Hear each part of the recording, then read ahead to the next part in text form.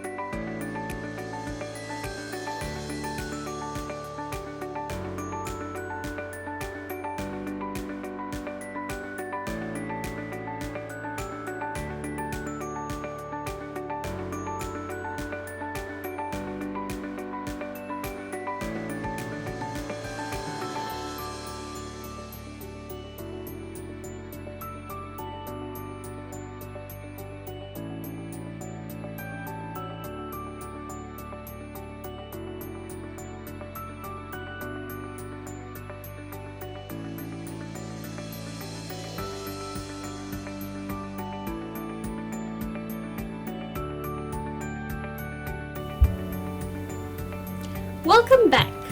We will now look at the speech communication process. So, the speech communication process includes these aspects: and they are speaker, message, channel, listener, feedback, interference, and situation. So let's look at it one by one. Firstly, speaker. Well, speaker will refer to the person who is presenting to an audience, which means if it is you, then you are the speaker. Next, message. Message will refer to the information that a speaker communicates to someone. Number 3, channel. It is the means by which a message is communicated. If it is in oral form, it will be presentation or telephone calls, okay? And if it is in a written form, it could be a memo, a letter, or even an email. Number 4 would be listener. Listener would refer to the person who receives your message. In this case, your audience. Number 5 is feedback. Feedback here refers to messages received from the audience. And most of the time, it will be the non-verbal messages, such as facial expressions, body movements, and hand gestures perhaps. Number 6 is interference. Interference will refer to external and internal interference. External interference would be those distractions that you have around you. For example, the sound of a bus honking, for instance, or people laughing. Those would refer to external interference. Internal, on the other hand, would be things that is currently racing through your mind. For instance, the feeling of hunger. Okay, so that would refer to internal interference. And last but not least is the situation. It is actually the place and time in which the speech occurs. Well, there you have it, all the 7 processes of communication. With that, I thank you.